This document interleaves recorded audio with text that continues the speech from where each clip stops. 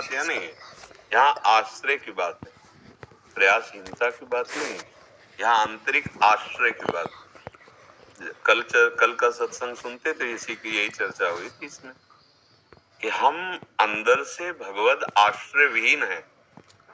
तब हमको वो बात याद आती है जब हम असफल हो जाते हैं, जब हमारी चारों तरफ असफलता ही असफलता होती है, तब हमको एक महाबल की याद आती है, भगवान है। शायद अगर हम पहले ही उस महाबल का आश्रय लेकर उनके द्वारा जो कराया जा रहा प्रयास है, मेरा प्रयास नहीं, उनके द्वारा जो कराया जा रहा है, असफलता हमें छू नहीं सकती। हमें बाहर असफलता दिखाई देगी लेकिन हमें छू नहीं सकती, वो हमें परास्त नहीं कर सकती। यहीं से वस्त्र प्रकट हो गया था, भगवान का चीर अवतार हो गया, वस्त्र अवतार हो गया। आश्रय, आश्रय में बड़े बड़े चूक कर देते हैं। एक बार दुर्योधन ने श्री दुर्वासा जी की सेवा कर ली 4 महीने। दुर्वासा जी की सेवा करना बहुत कठिन, क्योंकि जरा में वो ऋष में हो जाते थे और शाप भी दे देते थे। शाप और वरदान देने में बहुत ही समर्थ महात्मा, तपस्या की धनी दुर्वासा जी 4 महीने चतुर्मास सेवा करने के बाद हाथ जोड़ के सामने खड़ा हो। देखो, अगर हृदय में वास्तविक भगवत भाव नहीं है तो इतने बड़े महात्मा की सेवा करने के बाद भी कुछ लाभ नहीं मिला। उन्होंने कहा, महाराज मैं एक प्रार्थना करता हूँ, अगर आप प्रसन्न हैं हमारी सेवा से तो हमारे बड़े भाई हैं महाराज युधिष्ठिर, उनकी भी सेवा स्वीकार करें। तो उनका अवश्य। बोले उस समय जाइएगा जब द्रौपदी जी बटलोई में प्रसाद पा चुकी हों। ठीक है, 4 महीने की सेवा का फल क्या मांग रहा, उद्देश्य अंदर क्या है उसका, कि ये सब पांडव नष्ट हो जाएंगे, क्योंकि जो ही बटलोई में द्रौपदी जी पा लेती थी कुछ बचता नहीं था। तो जब ये जाएंगे अपने शिष्यों के साथ हजारों की संख्या में, तो भोजन व्यवस्था हो नहीं पाएगी, श्राप दे देंगे। गए दुर्वासा जी, जीव युधिष्ठिर जी ने देखा, तो साष्टांग प्रणाम किया, अतिथि देवो भव, तो संत रूप में आओ महाराज विराजमान हो और हम आपकी भोग व्यवस्था करते हैं। क्योंकि प्रायः संत जनों को गृहस्थों के यहाँ से ही आहार विहार की प्राप्ति होती है, जैसे वस्त्र आदि है, भोजन आदि है। इसीलिए हम गृहस्थ धर्म को सबसे बड़ा मानते हैं, क्योंकि वही संत प्रकट होते हैं। संतों का पालन पोषण भी निमित्त रूप से गृहस्थ धर्म, मतलब वस्त्र कहाँ से मिले हैं, भोजन कहाँ से मिलता है। तो गृहस्थ का कितना बड़ा उदार हृदय होता है कि वो उत्तम रसोई तैयार करवा करके संतों को। युधिष्ठिर जी तो परम धर्म स्वरूप है, उन्होंने निमंत्रण, महाराज तो उनका मैं यमुना स्नान करने जा रहा हूँ, लौट कर अभी आता हूँ, सब शिष्यों सहित प्रसाद पाऊंगा। अब युधिष्ठिर जी अंदर गए, द्रौपदी जी जो हम तुम्हें बताना चाहते हैं, पूछा कि बटलुई में पा लिया, उनका पाके धो के रख दिया। वो मूर्छित होकर गिर गए कि कोई दूसरा महात्मा होता तो विनय भी की जा सकती थी। दुर्वासा है तो प्रसिद्ध है, बहुत जल्दी क्रोध कर लेना इनका स्वभाव है, वैसे ही वनवास में कष्ट पा रहे, जरूर कोई न कोई शाप दे देंगे।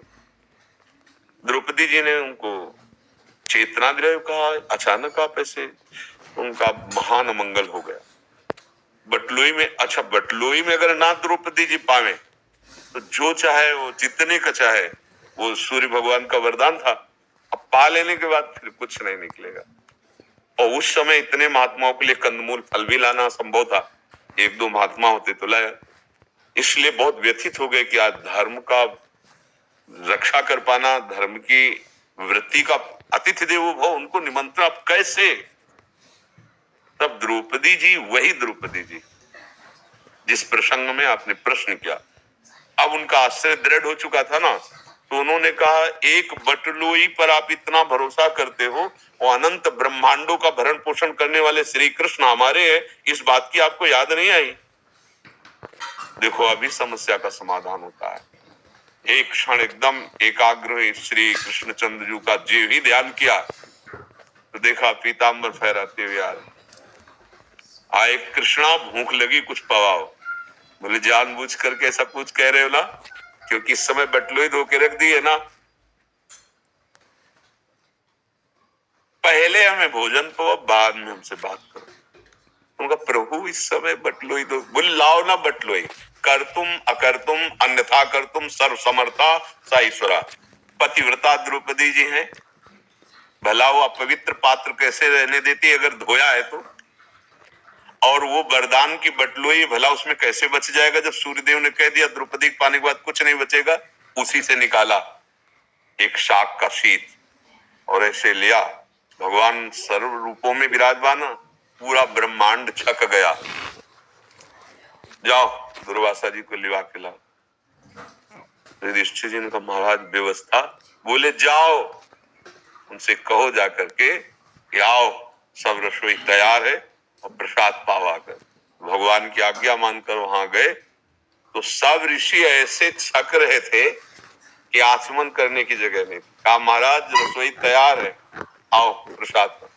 तो उनका हमसे वरदान मांग लो, पर हम प्रसाद नहीं पा सकते। मतलब वरदान मांगने के बाद इसलिए कही कि बड़ी व्यवस्था, अब इतने शिष्यों की व्यवस्था हम जाएंगे नहीं। तो उन्होंने कहा कि अब आप विचार करके देखो, उसने साधु सेवा की, आश्रय भगवान का नहीं तो क्या मांगा, उनके विनाश की बात, पांडवों के भक्तों की विनाश। युधिष्ठिर जी महान धर्मात्मा भगवत भक्त है, पर आश्रय में जो सुना बटलोई धुल के रख गए। अब कैसे होगा, याद नहीं आई ना श्री कृष्ण की।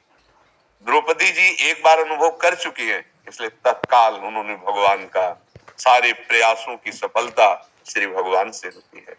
मुझे तो यही लगता है कि हमारे जो प्रयास भी हो रहे हैं उनको हम ये माने कि भगवान के द्वारा प्रेरित होकर के हो रहे हैं। असफलता आ रही, निराश नहीं होना, भगवान हमारे साथ है।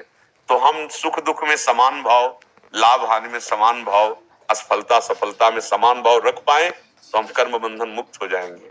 हम इसी जन्म में ऐसे सुख को प्राप्त कर लेंगे जहां दुख की निशानी भी नहीं है।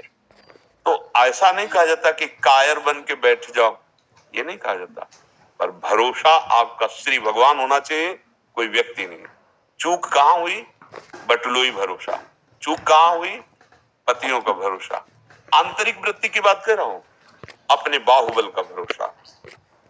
अगर उसी बाहुबल में श्री कृष्ण के बाहुबल का, तो जैसे चीर बढ़ गया वैसे बाहुबल बढ़ जाता है, हिम्मत नहीं होती। जैसे अंगद ने अपने बल से पैर नहीं रोका, राम प्रताप सुमिर पन रोपा, ये रखता हूं पैर, उठा दे तेरी सभा में। तू बार बार मेरे स्वामी को मनुष्य कहता है, देख मैं उसका एक छोटा सा दास हूं, तू अपनी सभा को बहुत बलवान समझता है, उठा दे सभा।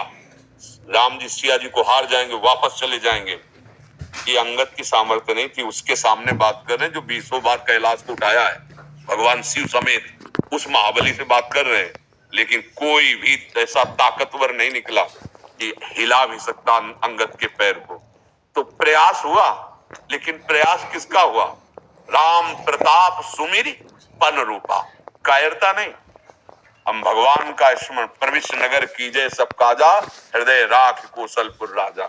भगवत चिंतन करते हुए, भगवान के बल का स्मरण करते हुए, जय पराजय में समान भाव, तो अमृत पद को प्राप्त हो जाता है, भगवान को प्राप्त हो जाता है। आप समझ पा रहे, कहीं भी कर्तव्य कर्म ना करने की बात नहीं कही गई। कर्मण्येवाधिकारस्ते मा फलेषु कदाचन, फल की इच्छा में समान रहने की बात सिखाई भगवान ने, और कर्तव्य कर्म दृढ़ता पूर्वक करने की बात कही है, और भगवत आश्रय से। अब हम लोग क्या करते हैं, अगर कोई विपत्ति आई तो हमारा चिंतन कहाँ जाएगा, बस चिंतन फाइनल करता है आप किनके हो, या उनका फोन नंबर है ना, बात करो ना।